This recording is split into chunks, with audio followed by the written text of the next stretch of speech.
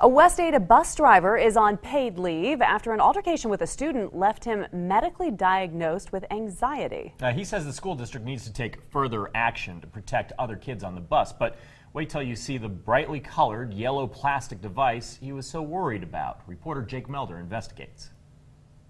Terry McGill has been driving buses for 4 years. This year, he says he's been struggling with a problem child. McGill documented the bad behavior, which he says included poking kids and making rude gestures at himself. Yeah, he flipped what they called a bird. The situation came to a head a few days ago. Minutes after dropping off the student, McGill drove by the child. He aimed a weapon at me and pulled the trigger. The event left McGill scarred. I'm just afraid for the kids that something like this could, and he should get help.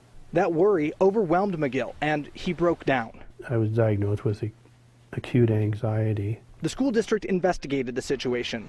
They were surprised when they were given the weapon. It doesn't look a lot like a real gun. The Nerf N-Strike Elite Revolver. Weighing less than 2 pounds, the 6-cylinder gun can shoot a foam dart 30 feet, 40 if you tilt it up. This is the type of gun aimed at Terry McGill. He and his friends were sort of shooting or pretending to shoot at cars passing by.